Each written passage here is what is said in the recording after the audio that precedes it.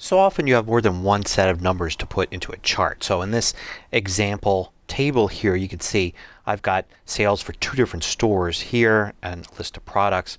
I can select everything, select the entire table, and I'll create a chart, and we'll go with a bar chart like before.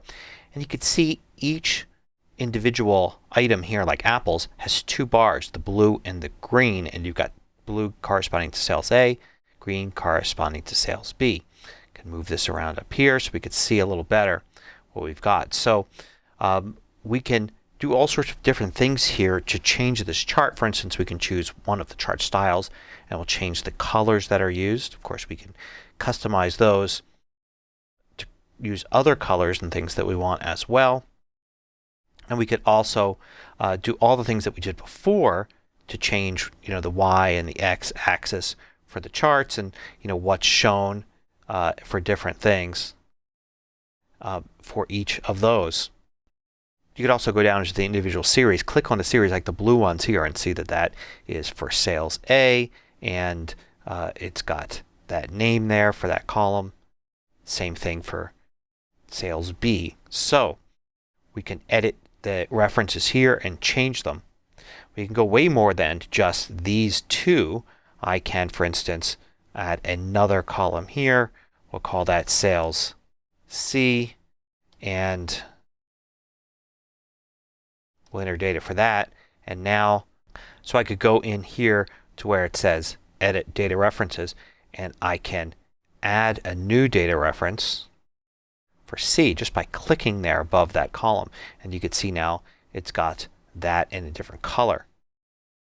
So you can create a new chart very easily, or you can actually add this one.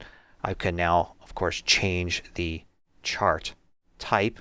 I go to 3D column is another thing that I could use, and I could spin it around by grabbing that circle there in the middle and moving that around and changing all sorts of different things about that. There's also, for these kinds of complex charts, the interactive option. So I can do an interactive column chart, and what this does is it does a 2D chart, but it only shows me one thing at a time. So in this case, I'm only looking at the first set here, the first row, apples, but I have this bar here I can move at the bottom.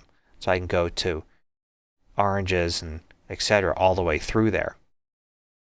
So you can see it even showing me here at the bottom which one it's representing.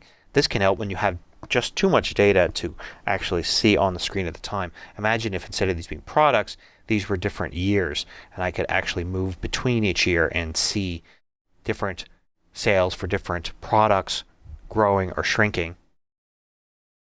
So interactive charts are very useful. Of course, if you're eventually going to print something out, then they're not very useful because you can't see them all at once. But if it's something you want to look at because you're trying to figure something out using a spreadsheet, then certainly using interactive charts is something that's very useful.